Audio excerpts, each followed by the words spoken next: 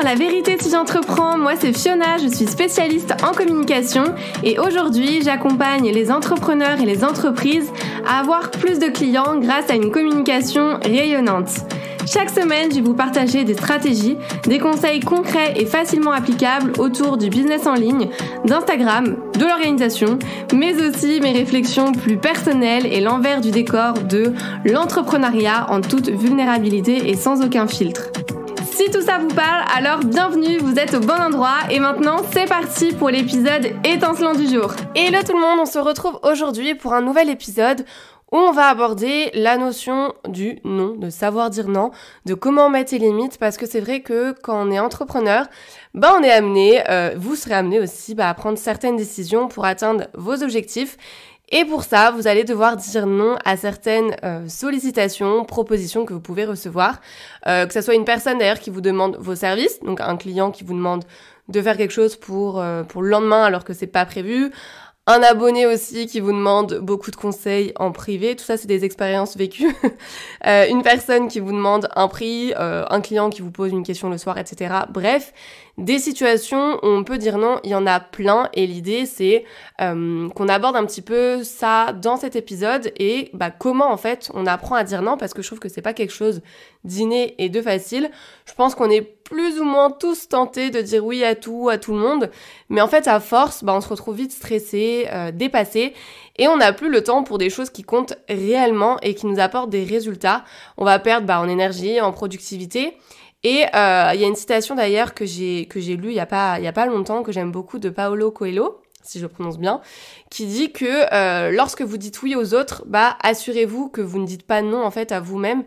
Et j'ai trouvé que ça parlait beaucoup, parce que c'est vrai que finalement, moi je me suis retrouvée dans pas mal de situations où en fait j'étais deg d'avoir dit oui et que ça me faisait plus chier qu'autre chose. Donc parfois il faut vraiment mettre certaines limites et vraiment incarner le non, pas seulement dire non, mais vraiment l'incarner dans sa posture de manière générale, tout simplement parce que les gens aussi vous traitent de la même façon que vous vous traitez, donc respectez-vous, ça passe par vous encore une fois, et évitez vraiment les termes comme peut-être, je sais pas encore, on verra bien, pourquoi pas, etc. Je pense qu'on l'a tous fait, mais en fait ça crée plus d'ambiguïté dans votre posture, et clairement on voit en fait que vous prenez pas vos responsabilités en faisant ça, et je l'ai clairement fait, donc voilà, je vous dis ça en connaissance de cause. Donc vraiment demandez-vous quelles sont vos limites, définissez vos limites, qu'est-ce qui est acceptable, qu'est-ce qui est inacceptable pour vous, vos non négociables.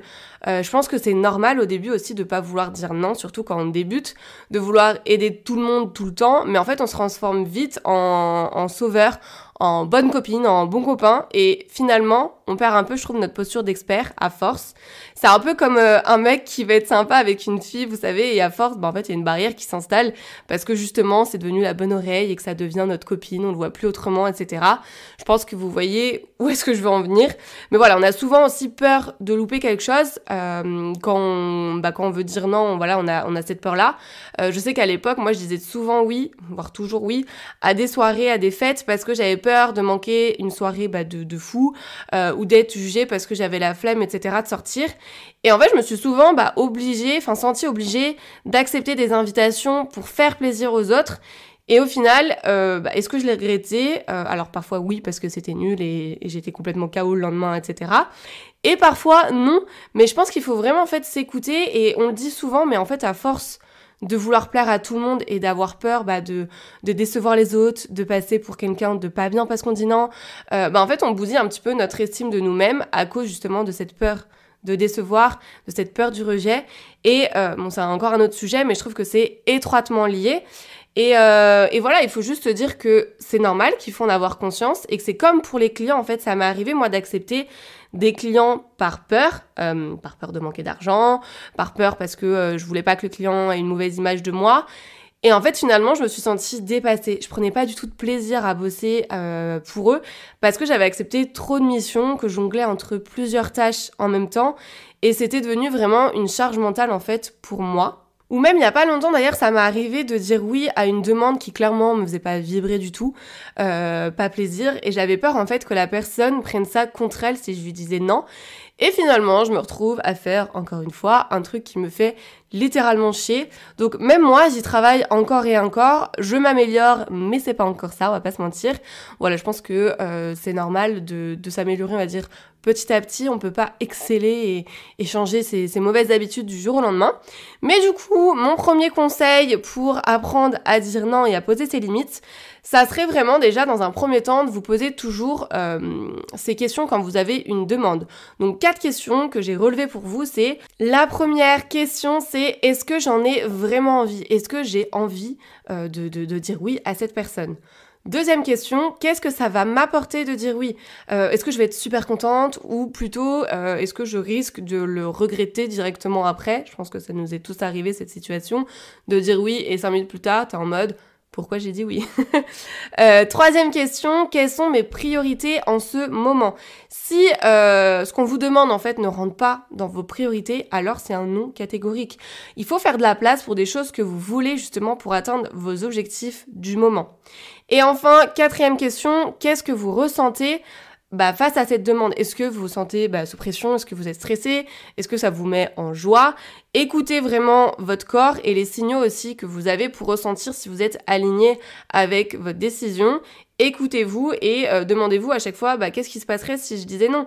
Le fait d'évaluer justement les risques réels, ça va permettre de rationaliser un petit peu votre réponse et entraînez-vous à dire non à tout ce qui n'est pas un grand oui.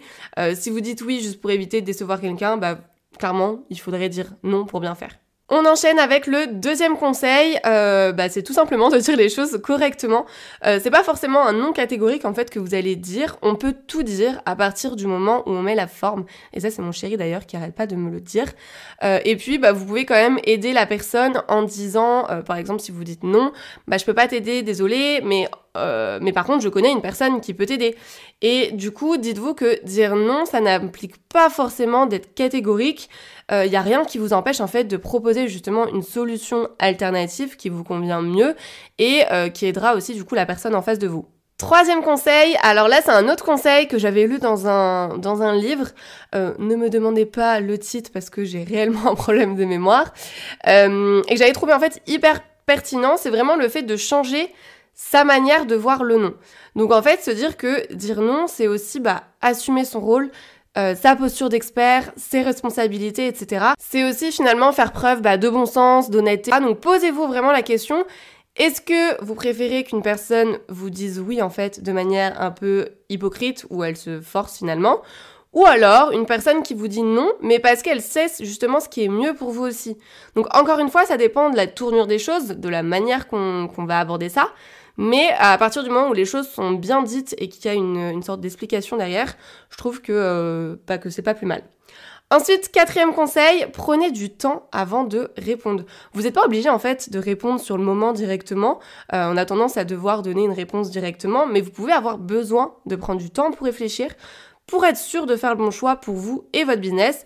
Donc remettez-vous vraiment au centre de vos décisions et par contre, n'oubliez pas, si possible en tout cas, de donner une date butoir à la personne en face pour pas la faire attendre indéfiniment, inutilement, en disant écoute, je vais prendre le temps de réfléchir, je te donne une réponse dans 3 jours. Voilà. Cinquième et dernier conseil, expliquez pourquoi vous dites non. Alors, sans rentrer dans les détails en mode justification, etc., parce que je pense qu'il y a une réelle différence entre explication et justification, mais je pense que c'est bien que la personne en face de vous comprenne aussi votre décision. C'est comme si vous punissiez un enfant, mais que vous ne lui expliquez pas pourquoi. Je sais pas vraiment si ça marche cet exemple. Je suis en train de réfléchir en même temps que je vous ai sorti cet exemple, mais je pense que vous voyez où je veux en venir. Dites les choses vraiment de manière concise, de manière rapide, affirmée. Et encore une fois, la forme est tout aussi importante finalement que le fond. Retenez bien finalement que savoir dire non, c'est savoir dire oui, parce que vous allez vous respecter, parce que vous allez respecter vos engagements, vous allez être plus productif parce que vous allez vous concentrer sur ce qui vous apporte réellement des résultats. Donc faites respecter vos besoins, vos valeurs et apprenez à dire non sans culpabiliser. Ça viendra pas du jour au lendemain, mais entraînez-vous en tout cas, même avec des petites choses quotidiennes, voilà, même si c'est des petits non, ça va avancer vers le grand non. Et devoir dire non, c'est souvent une expérience pas très agréable, on va dire. Donc pour éviter ça, faites en sorte aussi de bien cadrer, par exemple, votre mission avant de la commencer avec un client. Alors là, je vais plus parler pour les prestations de services, mais parce que je pense que c'est important d'être au clair avant de démarrer justement une collaboration avec un client. Et si votre client justement vous pousse un petit peu dans vos retranchements, on va dire, gardez bien en tête que dire non, ça va vous rendre service en fait à tous les deux. Ça, le fait de dire non, c'est toujours lié à des croyances, des blessures qu'on a, mais aussi par rapport aux autres, et j'en ai eu conscience dernièrement en parlant avec plein de personnes, en lisant des bouquins, etc. D'où le fait aussi que c'est important en fait de travailler sur soi tous les jours parce que ça va vraiment vous aider dans votre posture, ça va vous aider dans votre vie personnelle mais aussi dans votre vie professionnelle parce que vous allez oser prendre votre place et vous allez en fait comprendre aussi pourquoi peut-être vous avez des blocages, des lacunes, etc. Et d'ailleurs, petite anecdote aussi que je voulais vous partager, j'ai eu l'occasion d'échanger avec Chloé Bloom pendant un séminaire business d'Aline de The Bee Boost qui a eu lieu il y a quelques jours maintenant. Et en fait, je lui avais posé la question de comment justement elle trouve sa limite entre faire, on va dire, bonne copine, être la bonne copine avec ses collaborateurs, enfin les membres de son équipe, et en même temps vraiment se faire respecter. Et après, on a pu échanger du coup en privé et elle me disait que même pour elle, c'est difficile en fait de trouver cette limite-là, de savoir dire non et trouver justement le juste milieu entre tout ça et qu'elle y travaille au quotidien. Et du coup, ce que j'ai vraiment envie de vous dire à travers aussi cet épisode, c'est que bien sûr, il y a des tips et des conseils et des choses pour améliorer, pour savoir dire non, pour s'améliorer en tout cas, mais c'est ok aussi si vous n'arrivez pas à dire non tout le temps. Voilà, je pense que ça fait aussi partie de notre personnalité c'est en fonction des personnes. Et ça, malheureusement, on peut pas non plus changer la personne dans sa globalité. Donc voilà, on peut s'améliorer, notamment quand il y a des situations qui vraiment méritent d'avoir un gros non catégorique. Mais ça va venir aussi avec le temps, avec l'expérience, avec les rencontres qu'on fait. Et c'est ok. Voilà, j'espère que cet épisode vous aura plu. N'hésitez pas à me faire un petit retour sur Instagram, ça me fait toujours plaisir de lire vos messages. Et puis du coup, on se retrouve la semaine prochaine pour un nouvel épisode. C'est tout pour aujourd'hui, j'espère que cet épisode vous a plu. N'hésitez pas à vous abonner si vous ne voulez absolument pas manquer les prochains épisodes et à laisser 5 étoiles pour me soutenir. Vous pouvez me retrouver sur Insta pour encore plus de conseils ou si vous voulez simplement papoter. En tout cas, merci de m'avoir écouté. Je vous dis à très vite pour un nouvel épisode La vérité si j'entreprends. Je vous fais des bisous.